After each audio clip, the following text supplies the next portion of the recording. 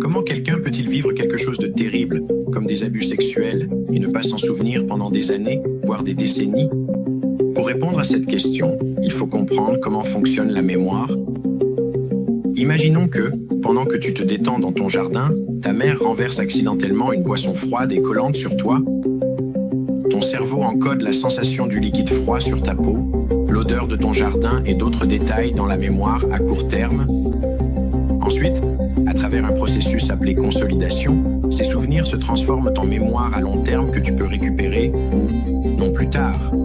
Mais un souvenir entier n'est pas stocké dans un seul paquet, dans un compartiment du cerveau. Au lieu de cela, différentes parties d'une expérience sont stockées dans différentes zones du cerveau, des images ici, des sons là, des sensations corporelles et des odeurs ici et là. Le cerveau crée aussi des connexions entre les morceaux de mémoire qui sont stockés sous forme de schémas de connexion dans une autre partie du cerveau. Des images de la boisson volant dans les airs, des sensations de liquide froid sur ta peau, la tension dans ton corps quand tu te lèves en sursaut.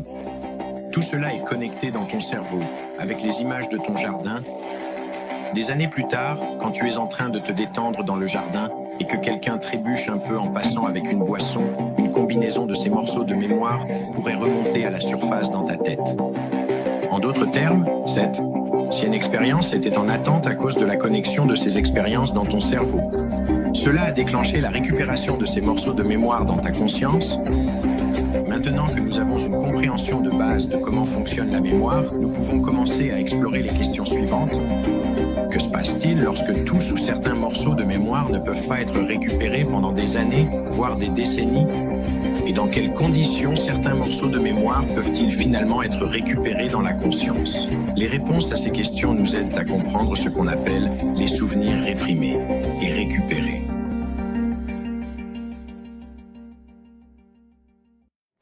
Nous avons tous des choses que nous ne voulons pas nous rappeler parce que cela peut être désagréable ou douloureux.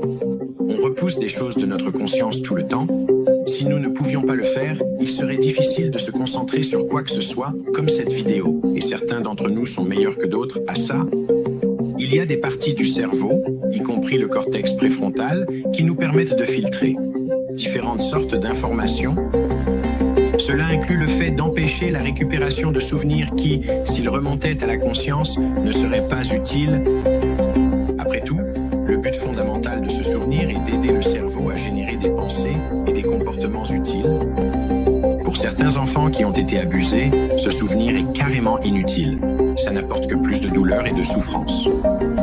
Quand on demande des souvenirs d'enfance, certains adultes se rappellent peu d'expériences réelles, les images, les sons et ainsi de suite. Au lieu de ça, ils ne récupèrent que des souvenirs abstraits ou généralisés, comme « ma mère a fait de son mieux » ou « le père Masquel était bizarre ». Quand quelqu'un ne récupère pas des souvenirs traumatiques pendant de nombreuses années, ce n'est pas parce qu'une partie de son cerveau les réprime ou les repousse quelque part au-delà de la possibilité de les récupérer. Voici ce que la science suggère. Au début, peu après l'abus, ils ont intentionnellement réprimé des souvenirs douloureux parce que ce souvenir était dangereux. Avec le temps, cette prévention de la récupération est devenue automatique et habituelle, et leur cerveau a appris que récupérer même des morceaux de ces souvenirs, au moins les morceaux qui pourraient être reconnus comme traumatiques, ne servaient à rien de bon. Même quand ils rencontraient des choses qu'on penserait déclencher la récupération de souvenirs traumatiques, ça ne se produisait tout simplement pas.